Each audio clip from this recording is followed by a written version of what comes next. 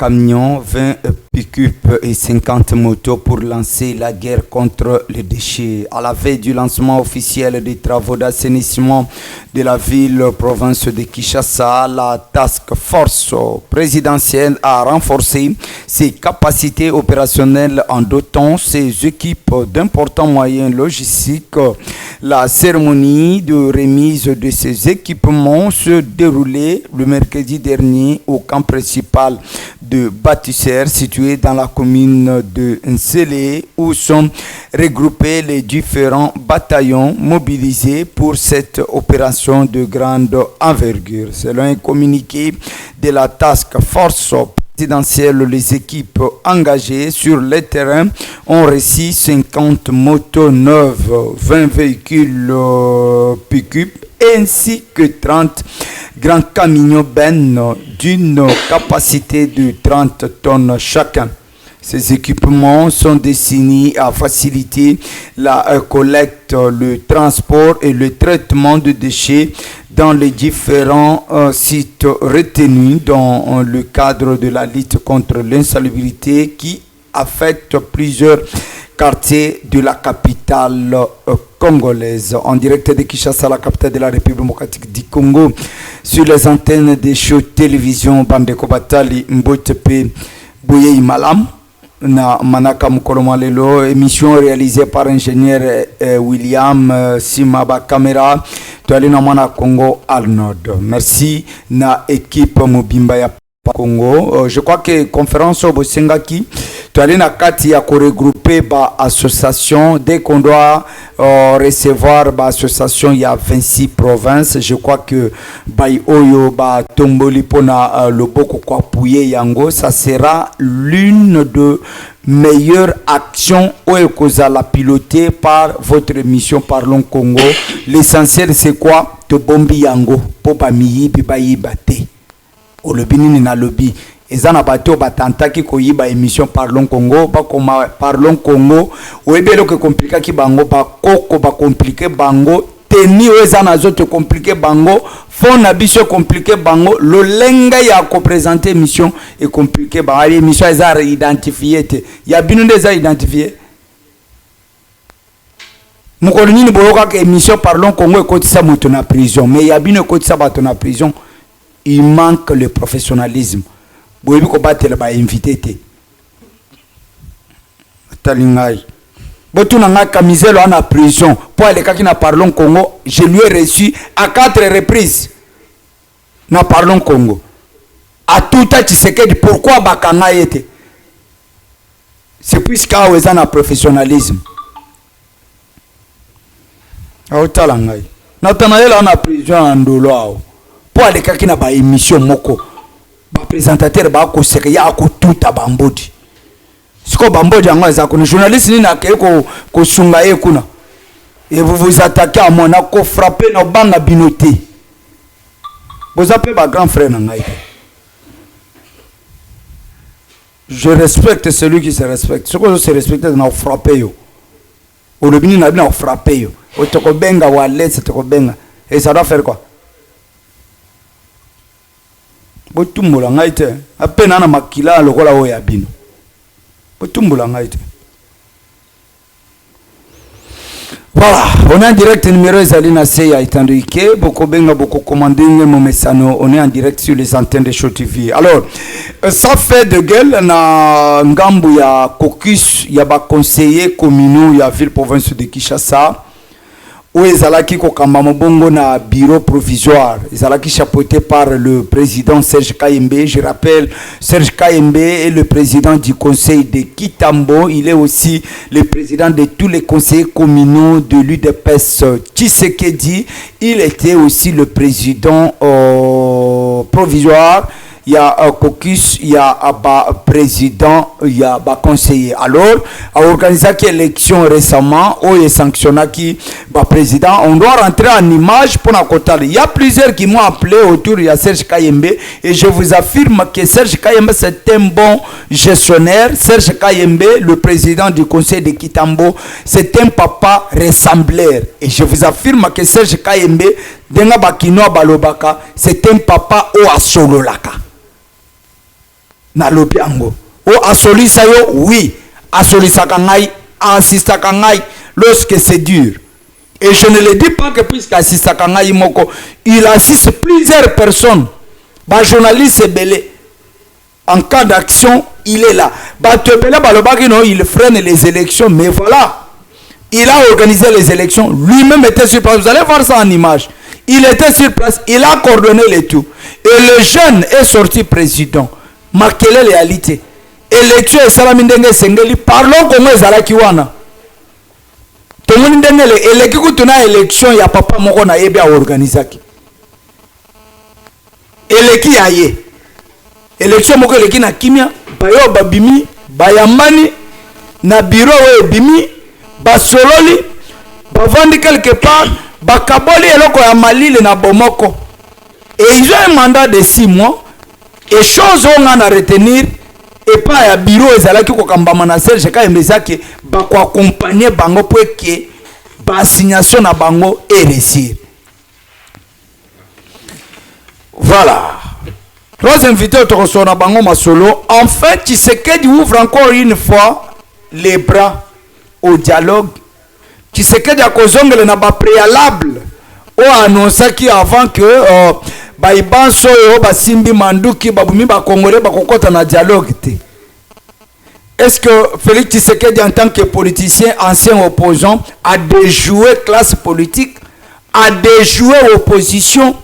Est-ce que fait des routes à Kobimisa et quoi porter par résolution? Est-ce qu'après dialogue le gouvernement Félix Antoine Tshisekedi chapeauté par Judith Soumino Tuluka va couper ce biso ba élection en 2028? Entre dialogue, élection, le bien-être et la sécurité à l'ex, la priorité serait quoi? Eh bien, on doit placer un mot par rapport à lancement officiel, il y a assainissement dans la ville province de Kinshasa, tout le monde qui Kasson Kabouik, Jean-Pierre, quand même, a bêti le bon qu'on a mis ça à lobby, bâtisseur, bobengami pour régulariser circulation, tracasserie, bobete batute bocha pe misapina biloko batute bopinir batute bino bozali wana pona kwa assainir mais bino pe ba congolais ba kinois bozala quand même na moi civisme ya circulation. Est-ce que ba poubelle publique et chami na note po nyoto zaki na boulevard du 30 juin ba yibi ango siko photo tuna na yibi. Et puis Daniel Bumba assainissement et pays. Est-ce que DGR ka ekokende pe na gestion ya Kasson Kabouik? Est-ce que la ville province de Kinshasa est dirigée par un civil et un militaire? Je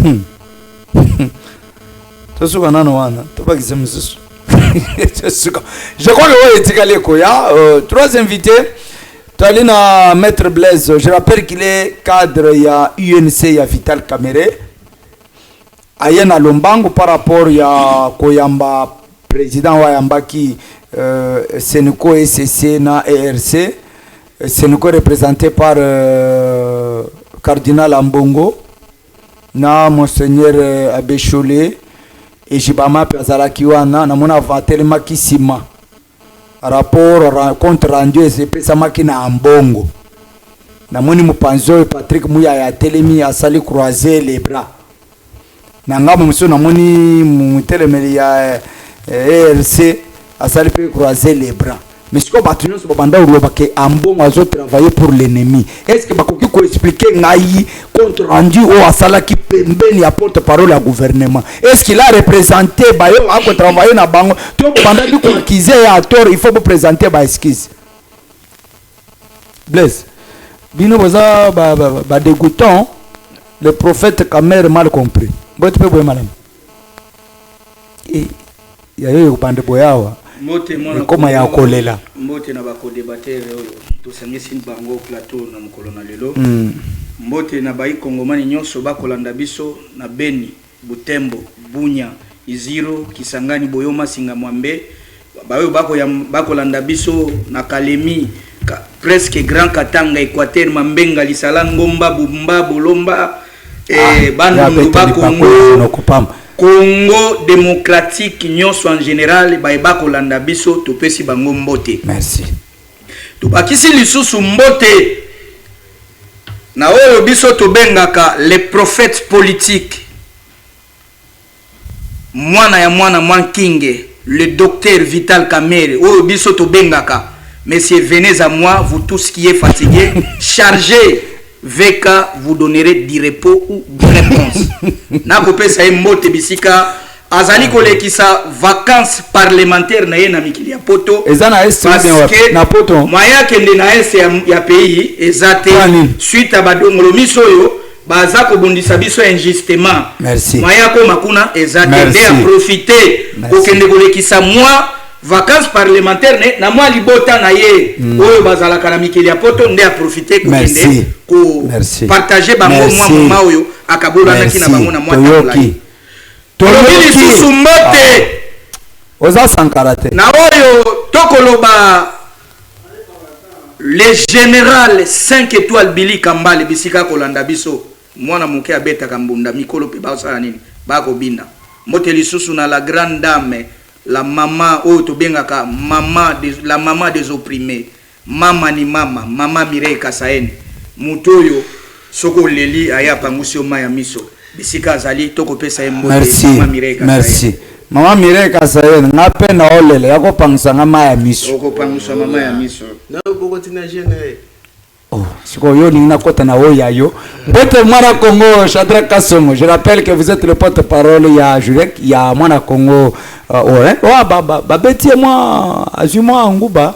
Ah non mbote mingi baningisi baningisi Teresa babandi ya alliance ni mutu bayi. Obini banani? Babandi ya alliance. Alliance ni alliance ya parti ya Jama Kabuni. Yazana babandi. Hasana babandi ba criminel bazala. Attention. Non, laisse-moi avancer papa. Avancer na ba biloko na yo.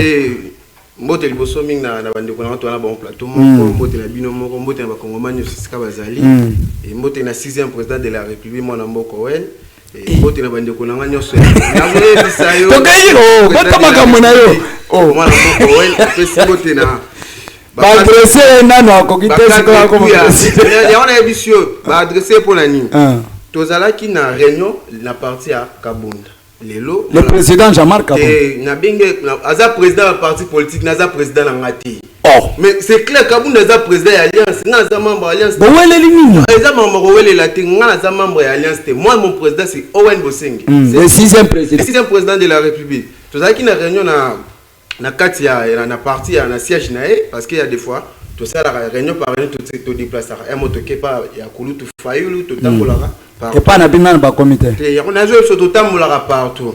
Et le zaki tout ya mwana mboka likelemba kaka ezali manapesho parce que pendant eza na chose C64 ezali plateforme électorale te donc ezali lingomba to sangani pour mettre fin pour na website de Tshisekedi que akoki ko toucher constitution te bit ya C64 yongwana et alors mwana mboka wana komaki pour batinela invitation à se présenter na réunion mais tout moni ba kuluna o loloto o kuluna ya alliance on a engagé ça kulutu na ngai ameka un peu ko recadrer ko ça l'école la partie parce que ba militaire ya alliance ba menacer ki nga président mais ba biga pour nga nazara ki sur place. Merci pour son nga nazara sur place ngeza makomission merci ça bango balongwa na mutu na bango ke C64 ezali ngoma politique na bango balongwa pe na mutu na bango ke président Jean-Marc ndaza président ya C64 balongolo na mutu. Merci. C64 ezali regroupement à parti politique ezebe na kati. Merci.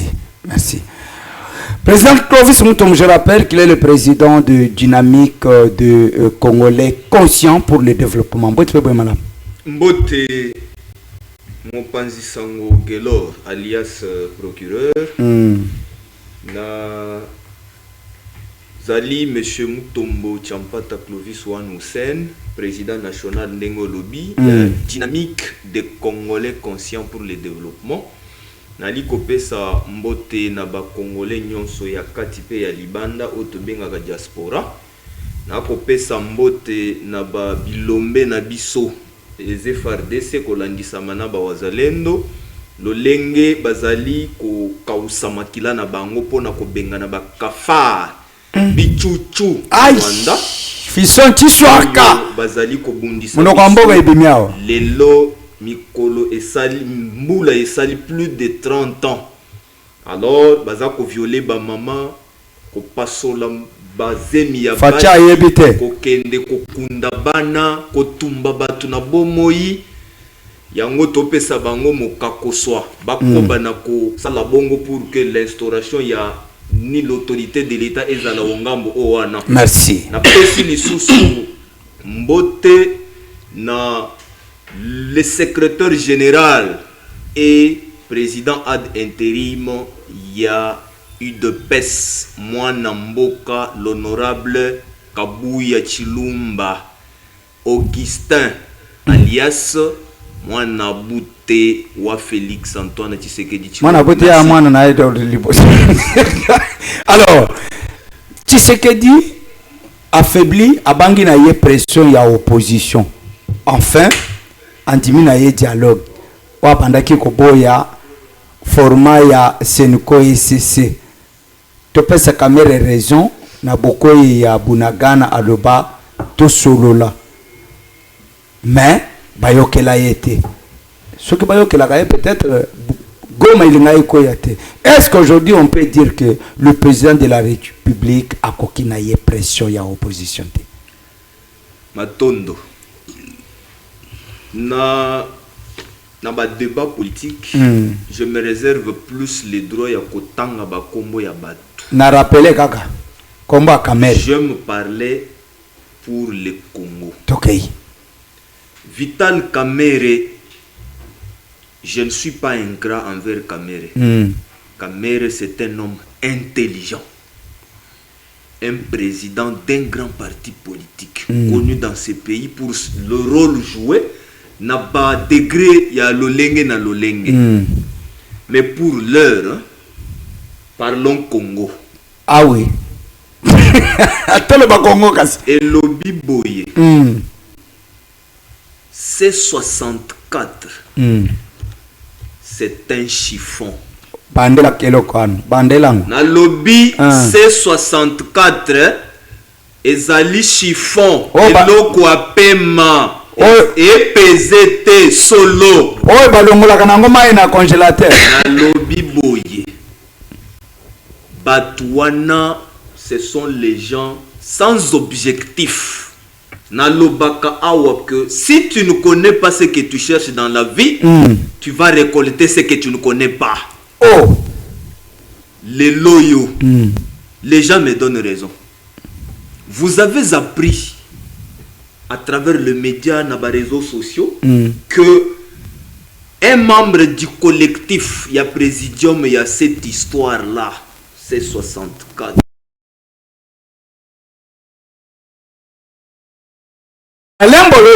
Parce que les objectifs poursuivis, Eza Yangote, P, Tozana prédateur. Vous voyez, prédateur, Nalinga la toloba. Bali batu oyo balingaka kosakapare na musuni munene omoni nkoi ou bien lion tango aza na nini na esobe pour forêt alingaka ko nyata ba nini ba nyama nyonso wana koloba que je suis roi de la forêt parce que soki a rugir a gangi batu nyonso ba kimi pe azalaka très agressif. Et l'Okowana est un président mon côté. C'est quelque chose créé pour les intérêts égoïstes. Les lots, to komi komona yango. Eza château de cartes ko panza na kala mingi ta? Ah bon? Wana nde libonde dina ben. Na lobby eza château de cartes ko panza na. Mais bangi si fachi puisque quand même andimi président Félix. Alobaka qu'il est favorable au dialogue avant la création de ces trucs et l'Okwape Moyo, C64. Mais dialogue, il y a le bac à boire qui a Senko, mais Senko est à sali contre rendu à rencontrer. Peut-être que vous les comprenez très mal. Alobaka Boy. Les dialogues, oui. Pas dans format, il y a pas imposer biso. Format Izalakini. Mais contre rendu à réunion, on va te passer un bateau Senko. Bapesi Senko. Ambongo abangi ko citer Rwanda comme l'agresseur de la RDC. On peut ça Ambongo raison. Ambongo, monsieur, au nom de la République, je suis prêt à tout. Dans l'objet, je suis prêt à tout. Ambongo, à son âge là, a bangi ko cité Paul Kagame comme agresseur. Pendant plus de 32 ans, papa. Nanu Bozoa, yo dans ta famille, j'ose croire que tu n'as jamais eu Moutoyo Baboma par soit balle ou égorgement. Je te dis, j'ai passé 7 ans dans Kivu. Je vous dis, tu n'as jamais vu. Merci. Bazoko tisabatunanda ko ndire libwele chite encercler batumbi moto. N'est-ce pas? Mikolo neti babiso boy. Ba mama bana na batu ya zeni. Bazotumba bango par les cafards du Rwanda oyo ambongo azangaki ko citer lobby. Merci. N'est-ce pas? Mais aux autres ya batu. Merci. Félix n'a pas peur. Ouais. N'est-ce pas? Félix c'est un éclaireur, un visionnaire. Voilà. À mon makambo dialogue depuis très longtemps. Aboya dialogue, Félix avait bien dit, Tangu Willy Ngoma, qu'ils sont en enfer. Ah, ils ont pouvoir à côté de battre en enfer. Monsieur. Willy Ngoma était concepteur. Il a identifié Bisika Bato Bazali pour tuer. Willy Ngoma rôle Nezaki a Koboma Bato. Merci. Willy Ngoma lobby, nous demandons le dialogue avec Kinshasa. N'est-ce pas? C'est depuis très longtemps. Félix Alobaka a répondu qu'à même si les M23 bazar n'importe ya OIA, je ne dois pas dialoguer parce que dialogue na bango. Mais se retrouver na Qatar. Dialogue na bango ezala ki ba imposer mixage et brassage. Mixage et brassage et lobinine. To benga yango infiltration à la base. Ba Rwandais ba côté la kabiso ba nyanga la kata. Bichuchu ba côté la kabiso, ti na pantalon ti lelo de manière à nous détruire. Merci. Pena posha mukoro bachaka maboko de fate okokendo simba bisika basimba kate. Fo ke bakana ba bakambo mususu awo. Mwana Kongo ndeko alobi ke bichuchu. Wana bichuchu na ibite so afeta bichuchu. Bichuchu na lingale bichuchu ce sont des kiwelewele bitengele. Ya Rwanda.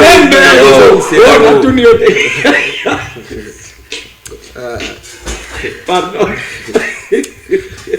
Non, la toute l'explication, vous y a pas qui c'est comme ça. Alors, apparemment, de quoi le but que Bino na 64 boyebe le ko lukate. Tant que boyebe le ko lukate, beaucoup de résultats na eloko bokana kite. Mo quand tombera le but aza favorable pour la seconde fois na dialogue. Mais ba pesibisona no format. Lelo eloko nini bokoki ko féliciter nango mo ko tomber parce que quand même demande na bino ayoki ango et puis boko yebisa ye nini na dialogue bolingi ka Corneille nanga na Kabila bazalaka na kati. Merci beaucoup monsieur le procureur de la République on a maloba mais tika na zonde banda kangela nano ni akangili de mususu zela na zongela ndeko na ngama mbalobi ndeko na ngalobi ke C64 za chiffon lelo tozo lukate mais na zo epso la liboso C64 bit principal nango ezali yako sala ndeko na biso Tshisekedi a changé constitution te tozo défendre ordre constitutionnel wana bit na biso liboso ya wana et puis lobi makambo ya mbongo azo banga ko citer Kagame pendant 32 ans. Ndeko na ngamon peut-être ne comprend que ça muta IDPS ouais parce que bandaki déjà le saluer abanda ko saluer Kabuya na comprendre que ça chose za membre IDPS te aza msusu bali na IDPS au bossani qu'après ko kota pouvoir ya Tshisekedi banemba évitera Kagame na Congo à l'âge na yo yebi que Kagame a menacé pendant 32 ans mais au pouvoir au muta menacé pendant 32 ans au benga stade de Marti bino na mbongo qui a trahi qui n'a trahi nation. C'est vous allez appeler Kagame Mayana Kinshasa Boyembele Awa. C'est bino mutu bo trahir nation. Vous savez que Kagame c'est un adressé pendant que si c'est 2 ans ou 3 ans, on est découvrir. Tu viens de dire que pendant 32 ans, mais aussi longtemps tu sais que na pouvoir bo benga Kagame Mayana Congo. Bino na mbongo na trahir nation. Mais il faut voter la rappeler l'histoire quand même. Hein kulutu na ngai. Avant koloba, il faut voter la histoire kulutu na ngai. Et puis, nazo ngimba una question no ezaki blomi balen kulutu nanga bimisa ke bonga ko rappeler bonga ko rappeler que no bango ni mtu abengisa Kagame awa donc yo lobi mutaboma ka bandeko no mutaboma ka bana na mo be inviter aye no pensable oyebi moto abomaka bandimi na ye mais quand même okeye kopambola ye lobi ke nzambe batela ye ngana loba ngo ndeko Benoît so nazana na plateau na yo bakoma batu musuko tanga raté lokolo yana le temps autant mamba pasteur j'ai vite solo ya nanga yamona lobo so betel solo ya nanga mais so bossa na ejiba ejibo azaki ejiba le za pasteur dans les chouchous ya bateau baza permet na Tshisekedi ejiba wana c'est un ancien rebelle. Comment ça? Oh, peut-être habité tanga na nini ya 2006. Attention avec les je vous dis des choses à la et moi je suis musulman, je respecte tout le monde, je respecte les hommes de Dieu, mais Ejibal ce ne sont pas des hommes de Dieu. Il a touché les armes là parce que vous le Ejiba pas touché. Moi je vous parle que nous dans 2006 na RC na nini RCD Ejiba pas zalaka. Alors tant il faut au méga tant lobi makambuya oh, te féliciter Fachi. Moi je dis ceci. Les conseils n'ont pas ça là-bas. Koulouto bazo gérer biso na C64. Président Nyoso va signer na charte C64. Bah ça la preuve il y a maturité, preuve il y a sagesse. Exactement. C'est quand là qui est-ce que l'on a besoin important ma casse. Bah là na discours il y a Félix Tshisekedi. Oh, tikangana kende. Le président de la République dans un privé en liberté parce que la preuve il y a maturité, ça la preuve il y a sagesse. Alors la preuve à maturité, la preuve à sagesse na lobani na lobi boy balanda te maloba oyo babimisi lona munoko ke no président ndimi aza faveur to ke na dialogue inclusif biso bit ya C64 premier bit nous avec d'abord il y a quoi sa président a tout tellement qui pour défendre ordre constitutionnel. C'est là veut dire le président a changé constitution t. Voilà les objectifs principaux le salaire qui est biso tout en 64. Alors pour biso tondi ma dialogue et c'est simple. Le président il faut renoncer d'abord à la démarche diabolique satanique et changer constitution bati kango et après c'est là de toquer na dialogue. Merci. Alors na zo ebisa bakulutu na nyonso bon même mamate na maloba keno mbala moko toke j'ai vu certains opposants bah c'est PLP on a victoire et na cas opposition té on connaît le président bien. Merci. Alors peut-être les ali pona ya ko pénaliser biso marche à les 22 et ça peut ba stratégie politique attendez ça ba stratégie politique ako ipe ko loba ngo pour faire bibino na mobilisation na esi ba kongomani nyonso les 22 mutatika la té biso nyonso deva parler de la nation. Merci. Bino boko comme les boissons. Toko comme babenga ngo parler de la nation après ta serment na parler de la nation biso tout ba Congo ba ndetozala et puis mutoki na parler de la nation ezaka ba leader politique te za peuple ne mutazo kende wana on peuple là que no sel mais peuple azo kende nazo kende tozo kende so ko tozo kende otikela lettre na ya démission ezali bino bokani Tshisekedi ata bolongoli bilamba ko no bopini bo sauter ko démissionner. Oh mais eza biso sale déjà ni pas ko démissionner. Mais eza ko démissionnaire oui pour salon pourquoi pas. Merci. Et à regarder ces amis pour un critère ça homme politique à la grand sauf un monde qui a coca quitté pendant ces à démissionner. Non, tu n'as temps aux deuxième président. Mon Congo Blaise, est-ce qu'aujourd'hui on peut dire que Tata Mokonza Ekolo a eu raison, il faut tout solo là pour trouver une solution. Mais quand il solo et qu'on tourne tout autour de quoi. Mais s'il arriverait que Corneille Nangna Joseph Kabila Balobignette, pas question de dialogue, pas produire une élection en 2028. Angle politique et européen. Et comment on a la lolo Bamboji, pardon. Vous avez malobate? Ah, malobese paranga.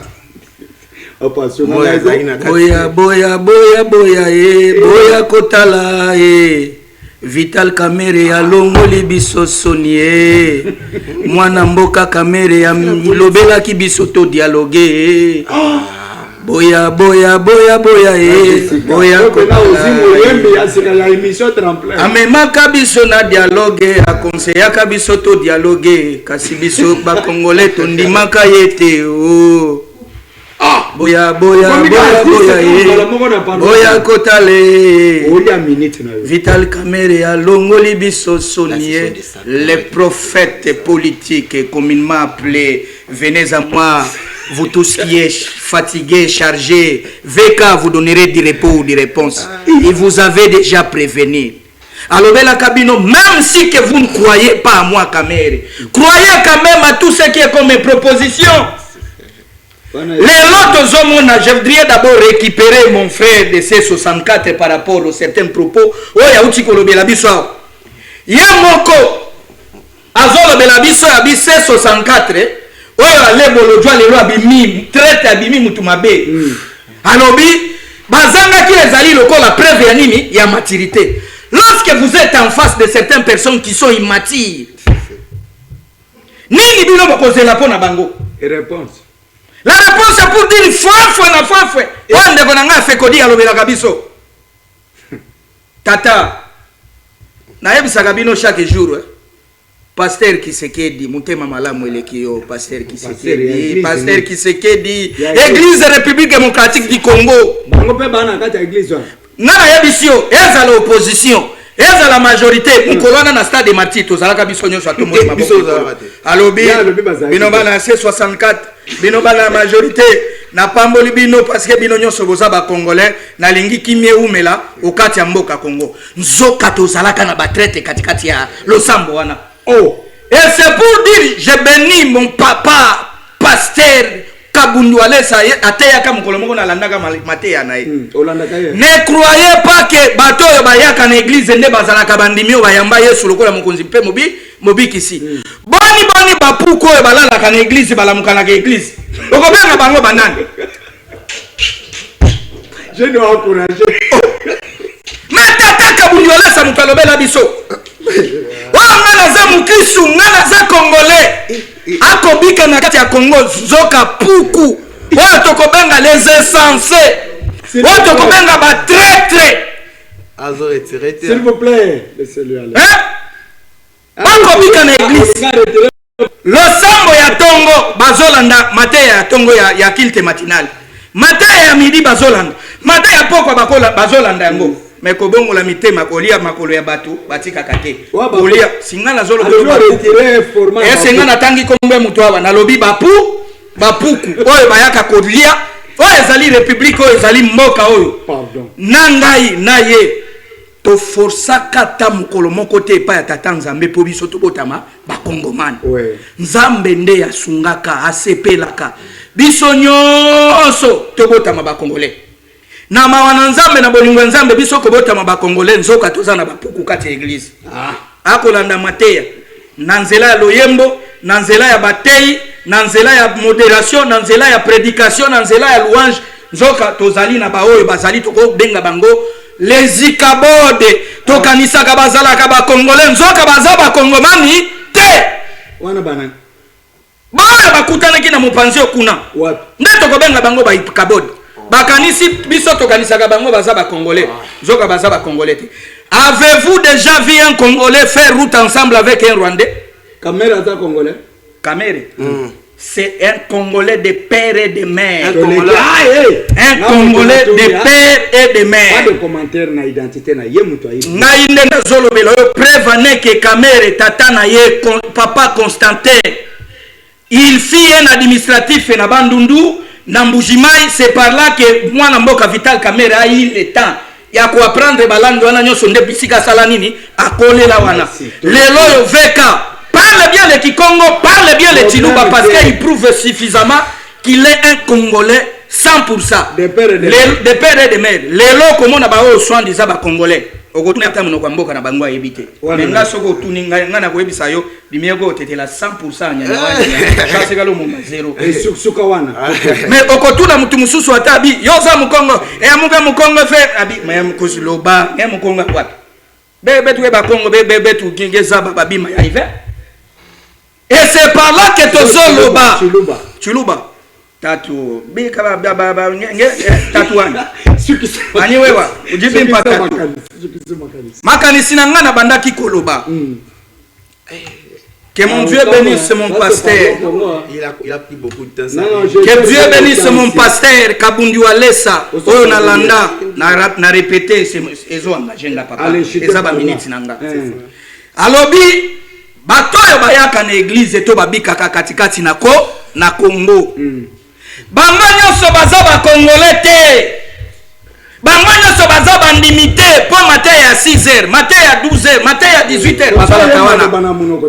Mais kasi batikala kobongola mitema te. Merci. Parce que bakotangisa makila ya ba congolais tongo pokwa. Batu wana biso to kobenga bango ba congomani. Maye toyoki.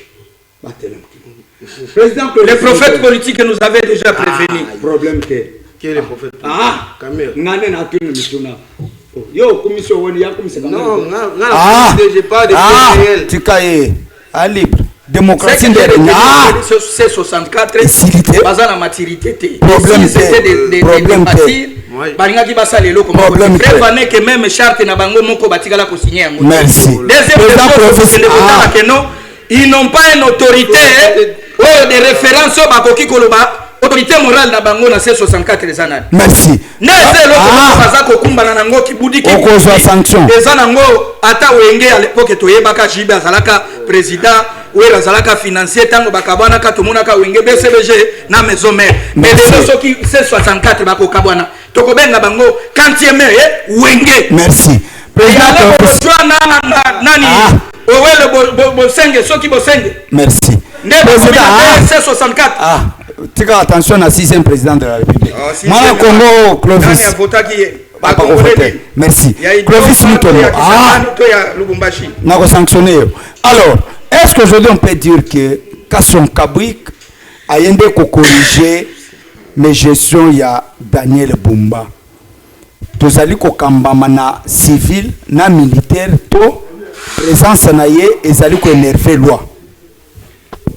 Matondo. Yambo nakota omozindo ya motuna na yo.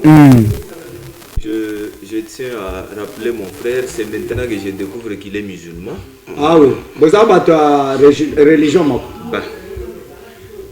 S'il vous plaît, l'islam bokabone ezala raté. Ah ouais.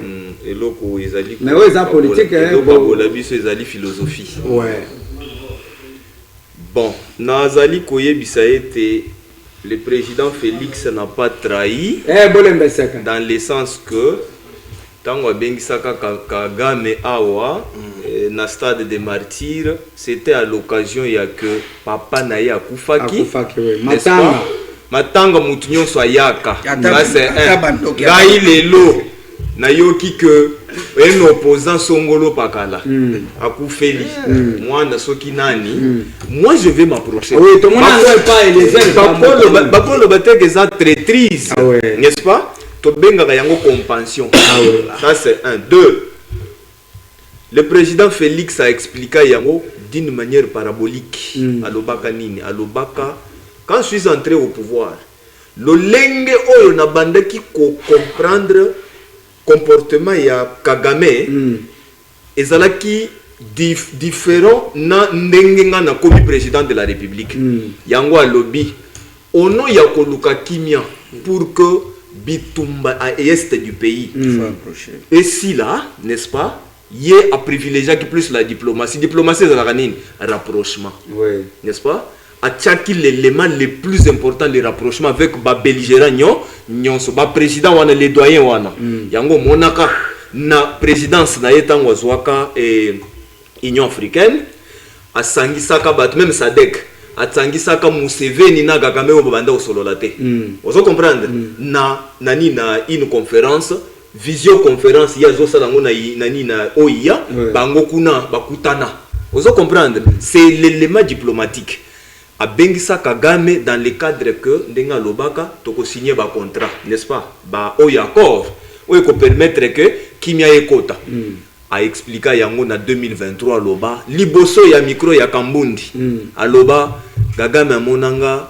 lokola yumanga ayu matin na pesa ka mutu nyonso valeur na ba considération ceux qui ont collaborateur nangai na repère son valeur nyonso zoloba na koyoka yango mais dès que j'apprends que au komi koko sanga considération aux ajouter lelo sanga ici Félix peut encore appeler Gagame son frère Kagame oh yo changer combat ba kombo nezali Kaga G ezana kati Kagame eza Kakame te ane bengeli ya yo ou bien de ba benga na lobi ko mama bongo c'est na Kinyarwanda Kagame what is bisa na nécessairement je vais vous apprendre alors Kinshasa rapidement OK na loba boy on a kina on a makambu ya kina nous n'avons pas de gouverneurs totika kocha batu na confusion nous n'avons pas de gouverneurs. Je suis administratif, assistant de recherche, na fandi na makambu ya archive, total la hiérarchie ndengezali. Na ordonnance ya chef de l'État, il y a le 30 juin 2026 Oyo a élevé donc le lieutenant général Jean-Pierre Kassongo Kabwik, le commandant du service national, au rang. Il y a coordonnateur, il y a brigade, il y a assainissement, il y a ville de Kinshasa. Qui peut nommer un coordonnateur dans une province? Et dans la province, il y a matière à niveau national, capitale et à niveau national, balongole dans la province, la commission à niveau national, donc province. Quand on kabouille à niveau national, c'est-à-dire assainissement comme ça là-bas, comme ça là. À cause de ça, à aucun de côté, Moussoussou. Ce n'est pas pour dire que c'est à cause de l'ordonnance, Moussoussou kakao, il y a qui ça ça. Na lobby boye. Les délits, donc les quoi, les libellés, il y a ordonnance wana. Matanga ki yangota. Il faut bozwa yango bino ba journaliste. Avant de tout la question wana. Vous comprendre? Les libellés à la canine, motivation. Vous comprendre? Ne pas libellé. Merci. Quand on va nommer Félix à Monique, Daniel Bumba, Azokoka, assainir Kinshasa te. Je suis clair, je suis très clair, n'est-ce pas? Je n'ai peur de personne, je parle pour le Congo. Kinshasa est comme bombe sanitaire. Au chité par là. Vous comprendre? Au koki kofanda te na Kinshasa wolo bakeno boya na kin. Batumusu bakoseka. Or eza ville miroir. Fachi alobaka boye na discours na décembre sur l'état de la nation. Que Kinshasa eza sale. Mokonzi mboka lobi bongo. Et qui jette fils de de personnes. Non. Tant watali. S'il vous plaît. Ba cameraman ndenge bazalaka songi ba zoomer mwana mboka Daniel Bumba. Pona koloba ezaye bien que le chef de l'état sitaki bongo cameraman ba zoomer ye pona kolakisa ke moto azo makine. Est-ce que manda nimba to ala? Je ne sais pas. Je ne sais pas. Azana état Sikawana ndeba lobby mwana mama yo za gouverneur, n'est-ce pas? Gérer kin ndenge olingi ndenge ozolingela administration babiloko nyonso eza na maboko ya mwana mboka Daniel Bumba to ça la confusion te mais brigade ya assainissement eza na limite nango kasongo akoleka ba compétence exclusive na yete yanga la ça que officiellement comme Daniel Bumba ça quitté. Daniel Bumba était là chef de l'état qui ndeki lobi. Le chef de l'État. Le jour il y a lancement officiel. Bumba ça la quitté. Na fair play, peut-être na éviter Bumba ça la Kinshasa ou pas, mais fair play. Le kola ngumbeza ya yo, il fallait être là pour encourager les frères. Il faut to pese maboko, to chaye maboko parce que c'est nous qui allons bénéficier. La santé n'a pas de prix. Merci. La santé n'a pas de prix. Un coup de chapeau pour notre tata Mokozo école, on a moni Pascal, Bopeto, mais mutu na nazaka assainissement ezaka principe. Balobi pona Kisasa. Est-ce que quand son Kabwik sera capable na batunaye bakota penza dans les fonds il y a assainissement dans la ville province de Kinshasa ou bien tata Mokozo école a cédé à quelqu'un na garage. Merci beaucoup procureur pour na maloba et na baina na liboso na Nikolanga Ikulutu Blaise on a mona ko ça qui s'encadre na politique. Aya bandi kumisa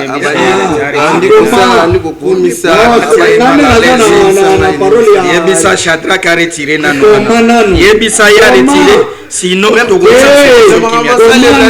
vous dis quand il parlait j'étais calme si il retire d'abord qu'il avance, je vous dis de lui dire, monsieur le procureur, avec beaucoup de respect que je vous dois, dites à monsieur Chagall de retirer ce qu'il vient de dire. Je retire.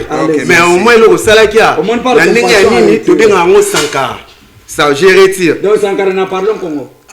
Limisa a dit de tout retirer. Tu as les gâtés, tu as bon l'amso. Abani Kokumisa Kamere. Nana Bossana qui est le lozo bien un prophète. Kamere c'est un prophète. Soit on va prophète des malheurs, Tony.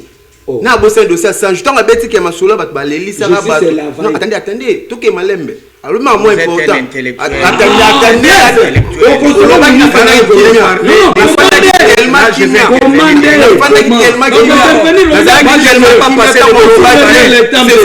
Il a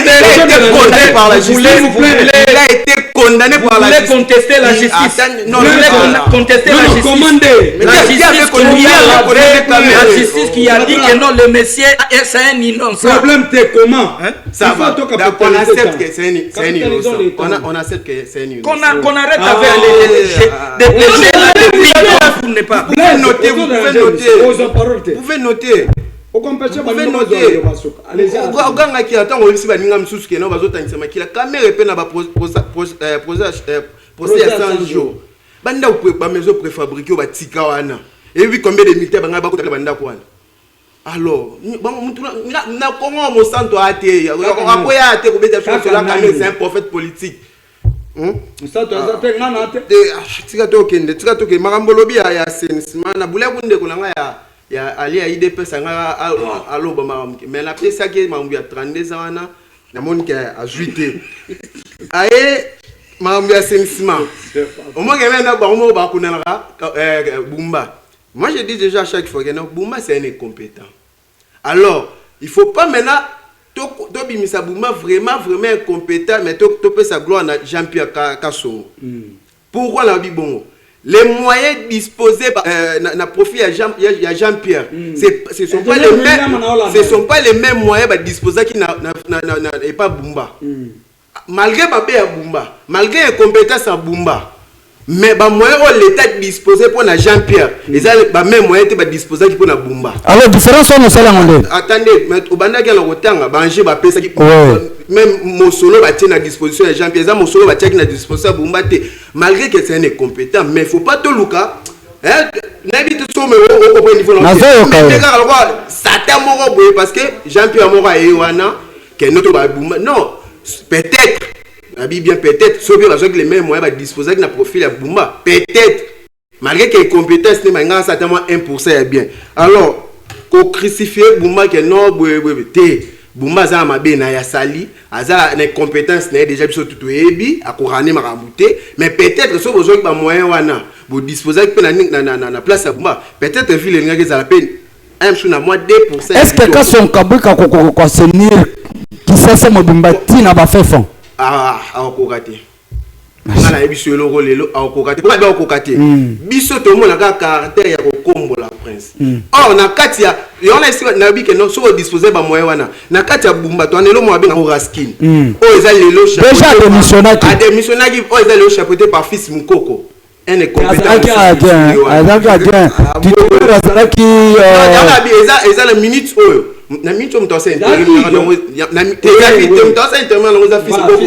incompétent ndeni Bumba réussir incompétent ba c'est sur incompétent na kati en réussir ndenge alors peut-être ceux qui va jouer moyen wana bazongiseli Bumba ba financer Bumba jouer Raskin na longo na fils Mukoko a remplacer ta mutu mususu na tête à Raskin peut-être Bumba au moins 2% ya koyoka ba congolais pas. Merci. Bumba incompétent selon yé agir incompétent mais selon la réalité terrain réalité terrain on sombre le beto bima koyaka merci il ira pas m'attendre des années. Merci problème te ce qui me les béto changer ka pour avoir une nation de l'angle. Est-ce qu'aujourd'hui on peut dire que Tata Mokonza école a eu raison face à insalubrité dans la capitale? Alors ma question, les anciens colons transformés en bâtisseurs, tout le monde a déjà affrontement Bililouana, je ne certifie pas ça, entre service national et FARDC tiraillement. Mais quand on a quand même appelé ici Bango, Babetate, Bakangate, Batrankasete, c'est-à-dire ayebi ba élément na ye. est-ce que tokoki kozela au-delà y a assainissement deux affrontement entre service national contre population, la police contre service national, FARDC contre service national, JR contre service national. Okay. Merci mon mboka Benoît Gelor. Merci na bakongomani nyonso bakopesa biso matoi pona koyoka makambo nini tokolobela Congo parce que na émission tozali ezali émission parlons Congo. Je voudrais d'abord recadrer mon frère Shadrack rapidement là par rapport à propos na ye à lobby. Camère n'est pas un modèle à donner, c'est pour dire un enfant qui est en train d'écouter son papa qui donne tous les qualificatifs possibles du monde. Abi connaissant bien la personne de Camère, c'est un homme honnête, c'est un homme sérieux, c'est un homme intelligent, c'est un homme bien. Oyo yende ayebi kati ya Camère na libanda Camère po babika batambola po bakoma oyo bazali lelo. Je ne crois pas là moi Blaise Chulungu je peux parvenir ya ko contredire chef de l'État parce que yende ayebi tous les 4 coins de la République démocratique du Congo parce que babenge nani tata ekolo. C'est un humain. Deuxième des choses, justice ya mboka na biso par son représentant à l'époque, malgré Ifi, l'ancien et Ifi cadre, le cofondateur de l'Union pour la Nation congolaise à la personne Jean Baudouin Mayo Mambek, il était à l'époque ministre d'État, ministre du budget. On va envoyer un journaliste d'investigation, Israël Mutombo, à Kokende Lobito, à Kokende Tanzanie, à Kokende Bissikanyons. Gouvernement congolais, Kolobalobi, il n'y avait pas détournement. Baye balave moi na mboka Vital Kamerhe balobi aza acquitté. Il n'y avait pas de détournement. Mais aujourd'hui, kaka batu ya 64 oyo lelo bazali kobika katikati ya immaturité politique ou humaine baya ko banda ko pesa biso ba leçon de morale to ko ya kotali sabiso oyo eloko nini sengel biso to sala to eloko nini to ko sala te. Kinshasa rapidement. Kinshasa rapidement nakoki koyebisa yo ndeko nanga Benoît Gelor. Omoni tata ekolo ayoka mingi. Tango yaka kozwa siko mokano ya kozwa ba décision, c'est avec ba preuve à l'appui. Baba ngaki koyebisa ye zando alobi zando ngo lelo esenyelinga moko na kitana te na terrain. Tata ekola kitaka na zando te asali nini akiti na terrain. Tala lelo okoza lozana avenue du commerce Bokassa. Muto azali na itaga Bokassa. Soka lateki elamba ya rouge to ya jaune to ya pembe okomona ya bino wana eza Benoît Gelor muto akelemi wana. C'est pour dire il y a un âge de la République au nom de Félix Antoine Tshisekedi Tshilombo. Tango alekaki na zando ayaki kokuta pena wande lifelo ezalaki na katikati ya zando. Et il y a des misolo oyo bandaki kobima pona assainissement ya ville province de Kinshasa. Babandai kopesa ngwe bandai kokwena maboko ya Daniel Bumba Chité. Baye kotala ke Daniel Bumba.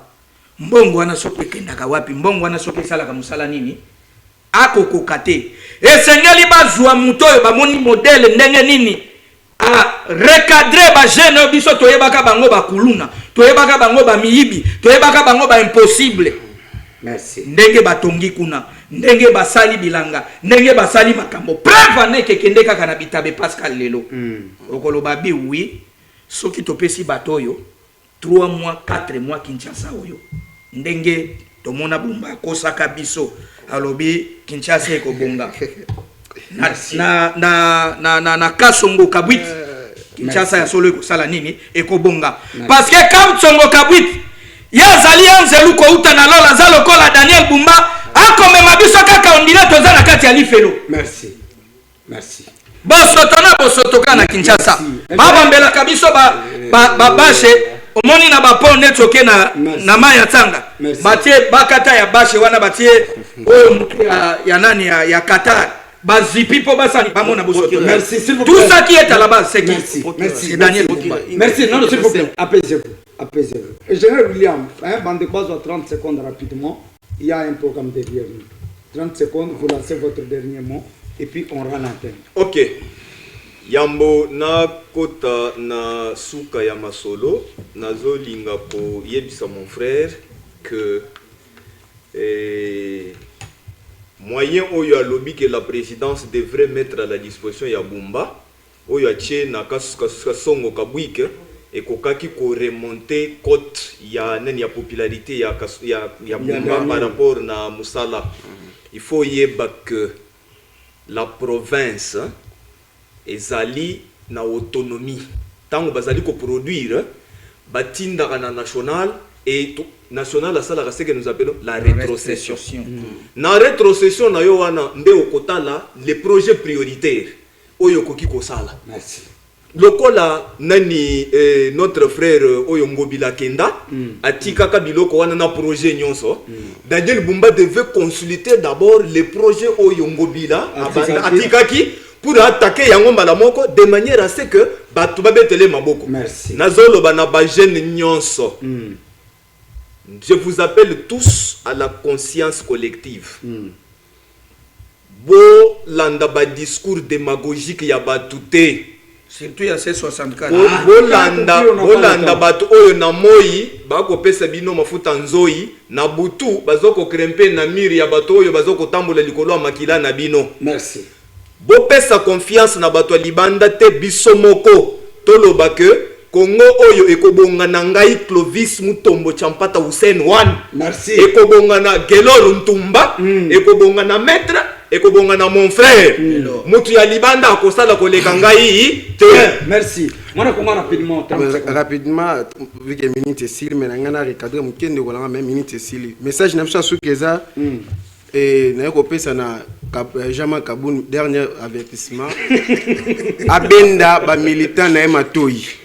Actuel salami lelo et se répéter le sous-souté. Merci. Président Owen Azaba Stana Bangote Azani membre na bango ni nani. Sixième président de la République. Ezat normal. Démarche neza normal. Alobia bien Azat sans tâche. Oya Monique Owen Aiba Owen Salabu approuvant. Mais lorsque vous prouvez te comme ya aussi mal nzoto ezat dernier avertissement na pesi et na pesi bien na asoki alliance soki a chance ya Kaboun. Oui, yango na yebisi abenda ba militant na matoi. Ezaba militant na ye abenda bango matoi. Eza dernier avertissement. Et ceux qui actuellement ça mais qui ko se répéter biso pe tokoya. Merci. Na atteindre la bango vidéo. Mwana Congo, votre dernier mot rapidement. Maloba nanga ya soki ezali kaka koyebisa bayi Kongomane bino moko na lobela ka bino pe na zongela ka bino tango nyonso koyebisa bino bopambwama bozwa chance ya kozwa mwana kozwa ndeko kozwa yaya kozwa leki na kombo ya mwana mboka Vital Kamerhe parce que makamu nyonso ya lobaka esalaka nini se réalisaka nyonso ya si ayebisa bino et se réalisa alobi même si ke boza kondimela ete bondimela quand même malobo ya koloba alobaka tokene na dialogue ava bunagana ekweya ava gome ekweya ava bukavu ekweya lelo tosuki wapi tozongika na maloba oyo les prophètes politiques monsieur Google Otolobi, venez à moi, vous tous qui êtes fatigués, VK vous donnerez des réponses et des réponses. Merci beaucoup. Ce qui est tout dépendait de ma volonté. Nalinga kina senga na nzambe ete. Au moni mondial Cédric Bakambo a beti. Na boya kina lo bakeba benga na ina équipe azali mais nzamba limbisa ye. Tango toko sélectionner Lususu, asale le biso théâtre, asale le biso thé. Alors si tout dépendait de moi na kosenga na nzambe par rapport ya oyo Chancel Mbemba la kisibiso a honorer mboka mwana Kongo azali na équipe aliko beta te na bondeli nzambe akabundi walesa apesa Chancel Mbemba équipe ya malam we bongi na dignité na professionnalisme na ye na leadership na ye. S'il vous plaît, Yohan Wissa, à la kisi de quoi capable, à l'élite liboso mokili mobimba, na sengi na zambe ete, ce qui place à l'ikobete landembo, et kokani na professionnalisme na détermination na ete, zamba kabundi wales apesa ye sur équipe, ouais, bongi na dignité na ye par rapport ya honneur au balakisi Congo. Et puis ya suka, na baibanso babanda ko s'attaquer, na Lionel passe. Oh là là, qui est le meilleur gardien? Zamba kabundi wa les. Soki équipe ali kobete ebongi na ye te na tsenge batombola na ye azwa équipe ebongi na ye po atombola honneur ya Congo. Mais siko na détourner ya dernier public yo. Il y a un paradis à gagner et l'enfer est là. Pour n'a pas détourner. Émission réalisée par ingénieur William. Merci na président Clovis pour la participation et détermination et puis temps accordé na Parlons Congo. Merci également à Mwana Congo Shadrach Kasongo pour la disponibilité. Merci na Maître Blaise pour la temps accordé na Manaka Parlons Congo. Merci na Babanso Barikolanda Parlons Congo. Sima Babilini, c'est na Mwana Congo Al Nord. Sous l'assistance, il y a Short Story.